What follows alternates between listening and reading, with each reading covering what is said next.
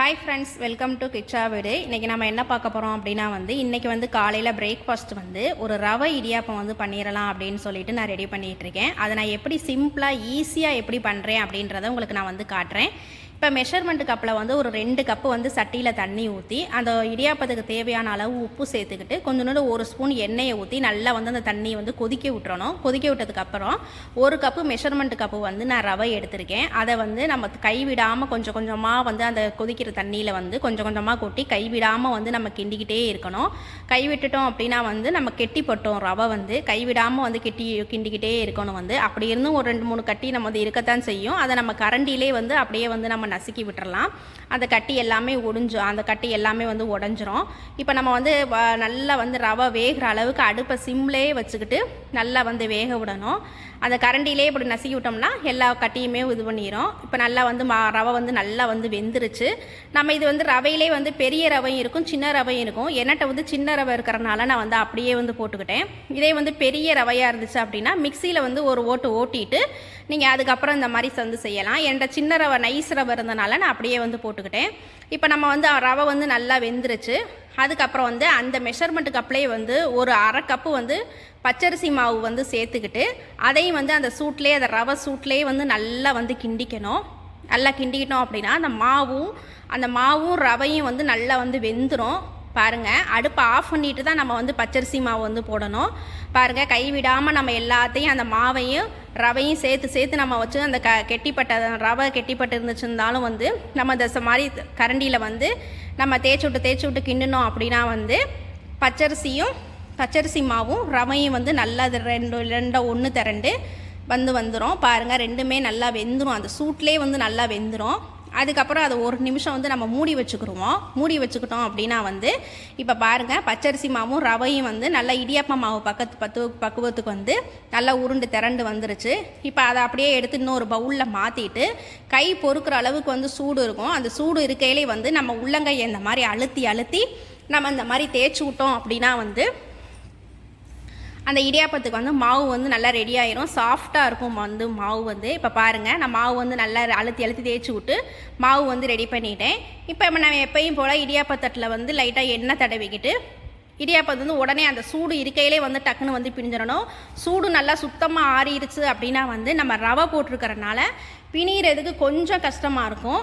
அதனால் நம்ம அந்த சூடு இருக்கையிலே டக்குன்னு நம்ம பிணிஞ்சிட்டோம் அப்படின்னா சாஃப்டாக இருக்கும் இடியாப்பம். பாருங்கள், பிணிகிறதுக்கும் எவ்வளவு அழகாக வருது பாருங்கள். நூல் திரியாமல் அந்த இடியாப்பம் திரியாமல் கட்டாகாமல் எப்படி நூலாக வருது பாருங்கள். நல்லாயிருக்கும், டேஸ்ட்டாக இருக்கும். நம்ம ரவையில் தான் பண்ணியிருக்கோம் அப்படின்றதே நம்ம சொன்னால் தான் தெரியும். அவ்வளவு சாஃப்டாக இருக்கும் பாருங்கள். நான் பிணிஞ்சு காட்டுறேன் பாருங்கள். இந்த மாதிரி நம்ம சூடோட பிணிகிறனால நம்மளுக்கு பிணிகிறதுக்கும் கஷ்டமாகவும் இருக்காது, ஈஸியாக இருக்கும் பிணிகிறதுக்கு. நம்ம எப்பயும் போல் பச்சரிசி மாவு இடியாப்பம் பண்ணுற மாதிரி ஈஸியாக இருக்கும் பிணிகிறதுக்கு.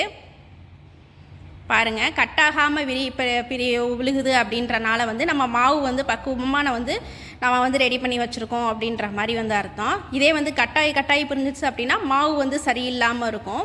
நம்மளுக்கு நூலாக வர்றதுனால கரெக்டாக நம்ம மாவு வேக வச்சுருக்கோம், கரெக்டான பக்குவத்தில் மாவு இருக்குது அப்படின்றனால தான் இடியாப்பம் கட்டாகாமல் நூலாக உங்களுக்கு வருது. இந்த மாதிரி நம்ம இட்லி தட்டில் எல்லாத்தையும் பிரிஞ்சு எடுத்து வச்சுக்கிட்டு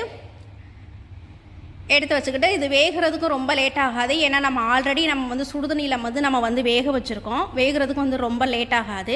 ஜஸ்ட் ஒரு 6-7 நிமிஷம் தான் ஆகும். இது வேகிறதுக்கு ரொம்ப நேரம்லாம் ஆகாது. இப்போ எல்லாத்தையும் நான் பிரிஞ்சு எடுத்து வச்சுக்கிட்டு இட்லி தட்டியில் நான் வேக வச்சுக்கிறேன். ரொம்பவும் நம்ம எப்பயுமே ரவையை ரொம்ப ஆற விட்டுறக்கூடாது. கொஞ்சம் சூடாக இருக்கையிலே டக்குன்னு நம்ம அந்த இடியாப்ப உரலில் வச்சு நம்ம பிணிஞ்சிட்டோம் அப்படின்னா பிணிகிறதுக்கு ஈஸியாக இருக்கும், சாஃப்டாக இருக்கும். இப்போ நான் இட்லி தட்டில் வேக வச்சுட்டேன். ஒரு 6-7 நிமிஷத்தில் இந்த இடியாப்பம் நல்லா வெந்துடும். பாருங்கள், இடியாப்பம் வெந்துருச்சு. நம்ம தொட்டு பார்த்தோம் அப்படின்னா நம்ம கையிலேயே ஒட்டாது. அதை எடுத்து நான் தனியாக வச்சுட்டு ஒரு ஹாட் பாக்ஸில் அதை எடுத்து நான் அப்படியே தட்டிக்கிறேன். பாருங்கள், அந்த தட்டில் இட்லி தட்டில் கூட ஒட்டலை பாருங்கள். நம்ம இடியாப்பம் அப்படியே சாஃப்டாக பூவாக விழுகுது பாருங்கள். நம்ம ரவையில் தான் பண்ணியிருக்கோம் அப்படின்றதே நம்ம சொன்னால் தான் தெரியும். இப்போ இடியாப்பம் நான் ரவை இடியாப்பம் ரெடி பண்ணிட்டேன். அதுக்கு ஒரு குருமா வச்சுக்கலாம் அப்படின்னு சொல்லிட்டு ஒரு ஒயிட் குருமா வச்சுக்கலாம் அப்படின்னு சொல்லிட்டு ரெடி பண்ணிக்கிட்டு இருக்கேன். இப்போ ஒரு குக்கரில் எண்ணெயை காய வச்சுக்கிட்டு பட்டை வகையெல்லாம் எல்லாம் சேர்த்துக்கிட்டு ஒரு 1/2 ஸ்பூன் சோம்பு சேர்த்துக்கிட்டேன். ஒரு பெரிய வெங்காயம் வந்து நீல வாக்கில் கட் பண்ணி அதையும் வந்து நல்லா வந்து வதக்கி விட்டுக்கிட்டேன். ரொம்ப கருக விட்டுறக்கூடாது, இல்லைனா குருமா வந்து நிறமே வந்து மாறிடும். ஒரே ஒரு தக்காளி மட்டும் போட்டுக்கிட்டேன். வந்து தக்காளி வந்து ரொம்ப போட்டோம் அப்படின்னா குருமா வந்து ஒயிட் குருமாவாக இருக்காது, நிறமே வந்து மாறிடும் வந்து. அதனால் ஒரு தக்காளி மட்டும் போட்டு நல்லா வந்து வதக்கி விட்டுக்கிட்டேன். இந்த குருமாவுக்கு தேவையான அளவு உப்பு போட்டுக்கிட்டேன். வந்து அதையும் போட்டு நல்லா வதக்கிட்டு ஒரு அரை ஸ்பூன் வந்து இஞ்சி பூண்டு பேஸ்ட்டு வந்து போட்டு அதையும் வந்து நல்லா வந்து வதக்கிக்கிட்டேன். அந்த இஞ்சி பூண்டு பச்சை வாடை போகிற அளவுக்கு நல்லா வந்து வதக்கி எடுத்துக்கிட்டு இந்த குருமாவுக்கு வந்து பீன்ஸு, கேரட்டு, உருளைக்கிழங்கு இந்த 3 காய் தான் வந்து குட்டி குட்டியாக வந்து கட் பண்ணி வச்சுருக்கேன். காய் நம்ம என்ன காய் வேணாலும் போட்டுக்கலாம், பட்டாணி என்ன வேணாலும் வந்து போட்டுக்கலாம். என்கிட்ட அந்த 3 காய் இருந்தனால குட்டி குட்டியாக வந்து கட் பண்ணி வச்சுருந்தேன். அதையும் வந்து நான் போட்டு நல்லா வதக்கி விட்டுக்கிறேன். இந்த ரவை இடியாப்பத்துக்கு வந்து இந்த குருமா வந்து அவ்வளவு டேஸ்ட்டாக இருக்கும். நம்ம தேங்காய் பால் வச்சு சாப்பிட்றத விட இந்த குருமா வச்சு சாப்பிட்டோம் அப்படின்னா அவ்வளவு டேஸ்ட்டாக இருக்கும். 2 காம்பினேஷனுக்கு வந்து சூப்பராக இருக்கும் சாப்பிட்றதுக்கு. வந்து இப்போ அந்த காயை நல்லா வதக்கி விட்டுக்கிட்டு அது வேகிற ஸ்டேஜில் ஒரு மசாலா அரைச்சிக்கலாம். ஒரு கைப்பிடி அளவு தேங்காய் போட்டுக்கிட்டேன். 2 முந்திரி பருப்பு, ஒரு அரை ஸ்பூன் வந்து சோம்பு, பச்சை மிளகா ஒரு 4-5 பச்சை மிளகா வந்து போட்டுக்கிட்டேன். ஒரு ஸ்பூன் வந்து பொட்டுக்கடலை, ஒரு அரை ஸ்பூன் வந்து கசகசா வந்து போட்டுக்கிட்டேன். ஏன்னா இந்த பச்சை மிளகா வந்து உரப்பு இருக்காது, அதனால தான் ஒரு 4-5 வந்து நான் வந்து போட்டுக்கிட்டேன். இந்த பச்சை மிளகா காரம் தான் அந்த வந்து குருமாவுக்கு வந்து. இதில் திருண்டு வந்து பட்டையும் ஒரே ஒரு கிராம்பு மட்டும் போட்டு நைஸாக வந்து அரைச்சி எடுத்துக்கிட்டு வந்துட்டு அந்த காய் வேகுதில்ல அதிலேயே அந்த மசாலாவையும் வந்து ஊற்றிக்கிறேன். அவ்வளோதான், குருமாக்குன்னு வேறு எந்த மசாலாவும் வந்து தேவையில்லை.